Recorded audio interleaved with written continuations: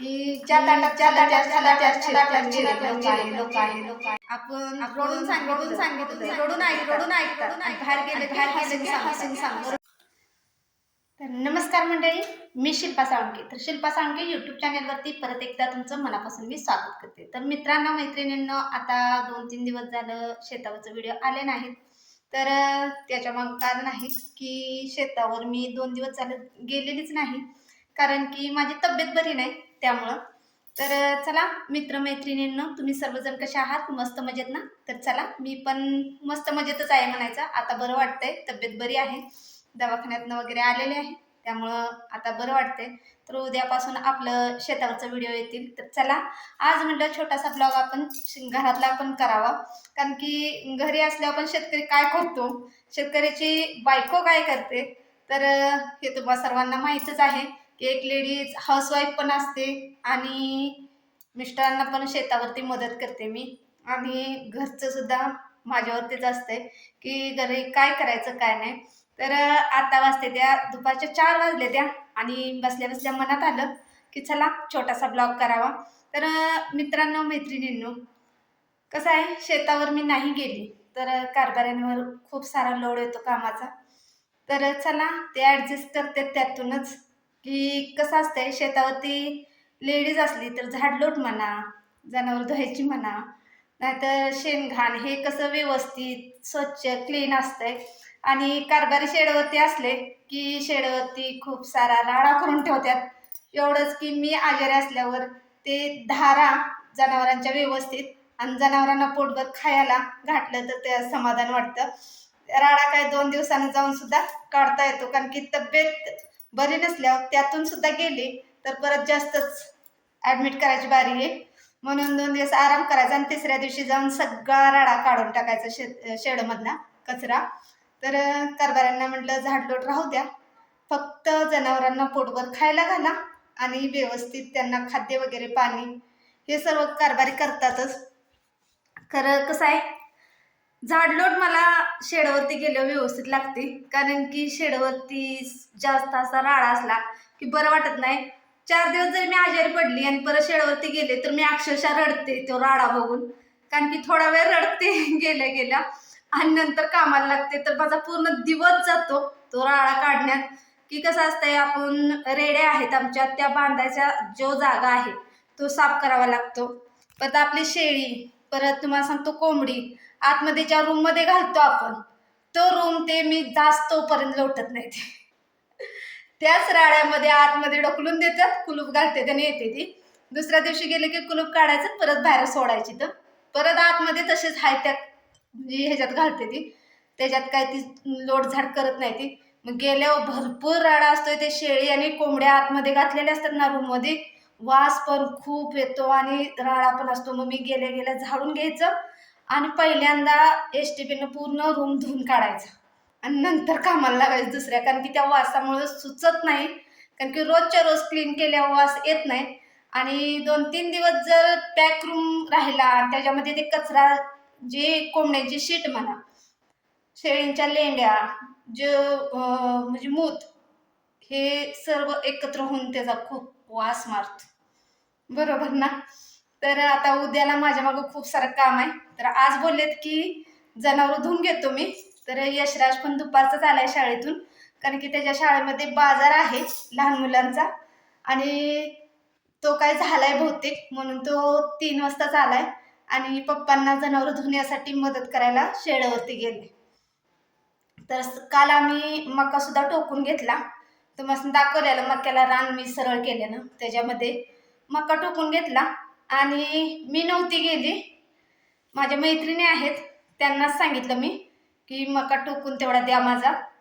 मग त्या पण खूप छान आहेत, त्यांनी लगेच आज संध्याकाळची मी बोलले त्यांना 8 वाजता, आणि त्यांनी सकाळी 8 वाजता तर चालू केला, 11 वाजेपर्यंत पूर्ण करून 2 तासात ते घरी आले, कारण की त्यांच्या घरी पण कार्यक्रम होता साखरपुड्याचा त्यामुळे.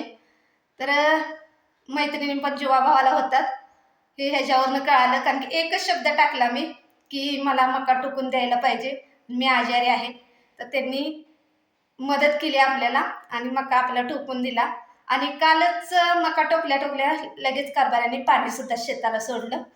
तर चला उद्या मी तुम्हाला दाखवेनच शेत, की आपल्या शेताला मक्याला पाणी लावलेलं, मका टोकलेला आणि कारभाराने शेडवरती काय काय राडा ठेवलाय हे सुद्धा मी तुम्हाला उद्या ब्लॉगमध्ये दाखवणार आहे. कारण की आता उद्याला शेडवरचा ब्लॉग करणार आहे. तर आज घरचा ब्लॉग आहे. तर माझं घर बघू शकता. घरात सुद्धा मला क्लीन लागतं. किती जरी आजारी असले तरी मी स्वच्छतेच्या बाबतीत कॉम्प्रोमाइज नाही. बसत उठत तरी करावंच लागतं. देवबाप्पांची आरती आमच्या सकाळी लावलेली आहे देव पुजल्यानंतर, तर अजून चालूच आहे. 4 वाजून गेले त्या.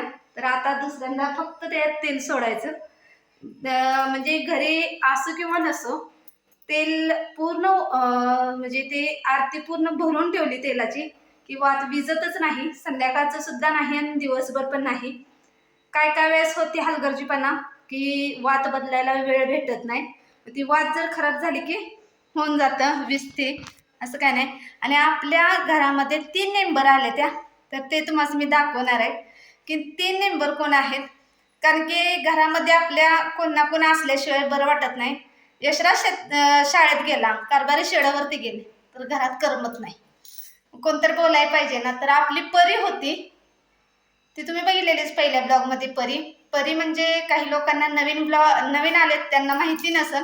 तर आपली परी काय करायची, घरी होती, कुत्री होती, म्हणजे कुत्री होती. तिचं नाव आम्ही परी ठेवलेलं.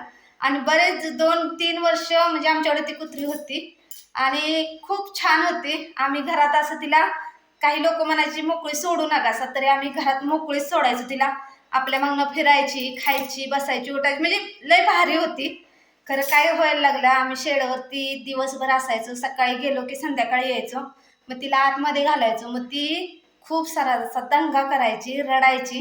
मग ते आजूबाजूवाले बोलायला लागले की रडलेलं चांगलं नसतंय आणि तुम्ही कशाला कुत्री ठेवली असं. आणि शेडावरती तिला 2 वेळा नेली आम्ही, तर तिला गॅस्ट्रो झाला. मरता तिला 2 वेळा वाचवले आम्ही, की वाटारला नेऊन तिला म्हणजे जनावरांचं जी हॉस्पिटल असते त्याच्यात ॲडमिट केली, सलाईन वगैरे लावल्या, भरपूर काय काय तिच्यावर प्रक्रिया केल्या.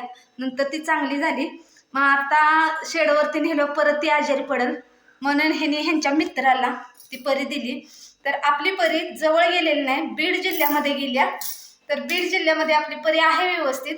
खरं आता त्या मालकांचा फोन आलेला की परीचा पाय मोडलाय. तर खूप वाईट वाटलं. तिला पाय मोडलाय म्हणल्यावर, कारण की जीवापाड जपलेली तिला. एकदम छोटी होती त्यावेळेस तिला आणलेली. तिला आमचा यशराज अंथरुणात घेऊन झोपायचा, कारण की तिला थंडी वाजायची तर आपल्या अंगावरचं तिला पांघरून घालायचा. त्यामुळं लय जीव लावलेला. आणि ती परी अशी द्यावी लागली, ती बरं नाही झालं. खरं काय करायचं, आजूबाजूचं बोलून घेऊ पण शकत नाही, कारण की ती बरं वाटत नाही. त्यांना पण दुपारचं झोपायचा, आराम करायचा असतो शेजाऱ्यांना. मग त्यांना ती वरडायला लागली, दंगा करायला लागली, त्यांच्या झोप मोड व्हायच्या. त्यामुळे देऊन टाकली. तर आता तसेच 3 मेंबर आणले ते आपण, आणि ते आपण कोणाला देणार पण नाही, कारण की खूप छान आहे ती. आणि ते आपण आपल्या घरीच सांभाळणार आहे. कारण की जनावराला जीव लावावा, माणसापेक्षा जनावराला जीव लावावा. जनावर इमानदार असते, माणूस इमानदार नसतोय. ज्या ताटात खातो त्याच ताटात छेद करून जातो माणूस.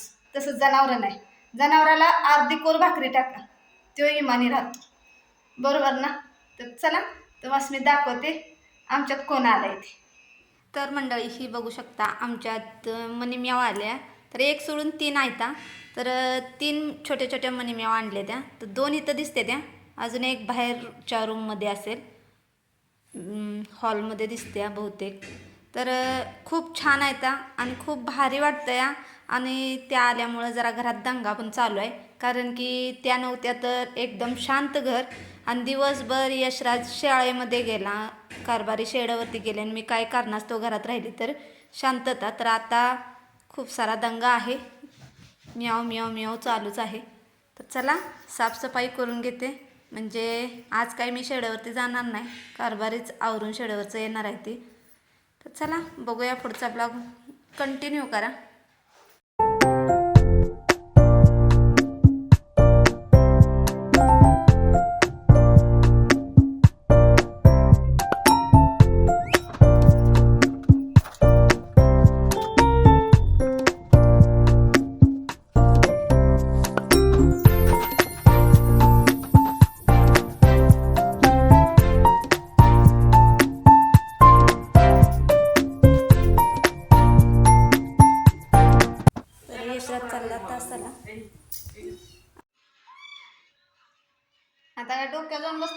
माझ्या हे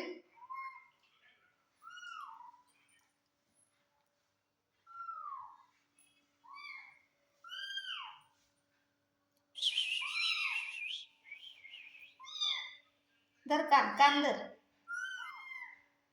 खाली उडी माराय कसं करताय अगं बी आलं घाबरते ते खाली उतरायला वर जाया कळालं खाली उतराय येणार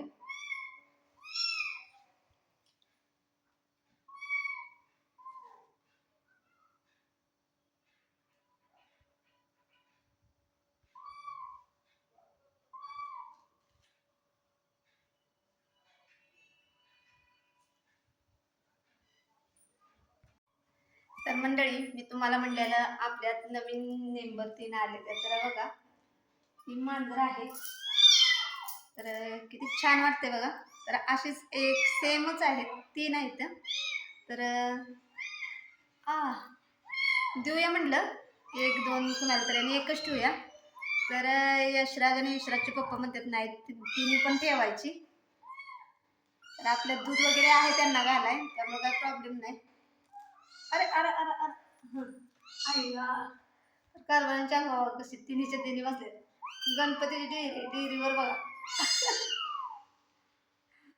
निवांत बसले त्या तर मी पहिलं पण तुम्हाला सांगितलं की माणसापेक्षा जनावराला जीव लावा ती आपली जाण ठेवतात की खाल्लेल्या भाकरीला जागतात तशी माणसांची भूमिका नाही माणसं खात्यात आणि त्यातच छेद करतात ही मागास सुद्धा तुम्हाला सांगितलं कारण की असे बरेच अनुभव आहेत मला की ज्या ताटात खाल्लं त्या ताटात छेद करून गेलेले लोक आहेत म्हणून जनावरांना जीव लावायचा त्यांच्यात मन रमवायचं आणि आपण माणसापाशी बोललं तर माणूस इकडं तिकडं सांगतात जरी आपलं दुःखाचं असू दे किंवा सुखाचं असू दे आपण रडून सांगितलं तर ती रडून ऐकतात आणि बाहेर गेलं की हसून सांगतात बरोबर ना म्हणून आपलं जर मन मोकळं करायचं असलं तर ह्या जनावराबरोबर आपण बोलू शकतो आणि हे जनावर बाहेर कुठं सांगू शकत नाही बरोबर ना तर आपलं मन सुद्धा हलकं होतं ह्या जनावरांबरोबर बोलून म्हणजेच की आमची मनी म्याव 1 सोडून 3 आहेत तर करमणुकीसाठी खूप छान वाटतंय त्या घरात आल्यापासून कारण की आम्ही पण तिघच होतो आणि कारभारांचं आले आले बघा हे असं असतंय फक्त फक्त मोबाईल किंवा TV आणि यशराज आला आता आलाय दूध घालाय गेलाय आला की आता ट्युशनवरनं आला सकाळी गेलेला शेतावर म्हणजे शाळेत गेला नंतर आला आणि शेतावर गेला शेतावरनं आला आणि आता ट्युशनला गेला ट्युशनवरनं म्हणजे तासाला गेला तासावरनं आला दूध घालाय गेला आणि आता दूध घालून येईल आणि अभ्यासाला बसेल असं आमची लाईफस्टाईल आहे की संध्याकाळचं रुटीन आमचं कारभारी असतात बाहेरच्या सोप्यात बातम्या बघत TV वर माझा स्वयंपाक असतो किचन रूममध्ये याचा अभ्यास चालू असतो बेडरूममध्ये 3 रूममध्ये तिघा असतो कोणी कोणासंग बोलायचं नाही काय नाही आपलं काम चालू राहतं मग आता बघा चिवचिव चालू झालं या कारण की आता घरात दंगा करायला नवीन मेंबर आलेले आहेत तर चला त्यांच्यावर का होईना मी बोलत राहील कारण की ही लोक काय बोलाय मला भेटत नाही ती तो अभ्यासात असतो ही त्यांच्या मोबाईल आणि TV मध्ये मग्न असतात मी स्वयंपाक करत करत आपली एकटीच चालू असते माझं आता ही मेंबर आल्यात तर ह्यांच्याबरोबर आपण बोलत राहायचं तर चला तर यशराज आला आहे दूध घालून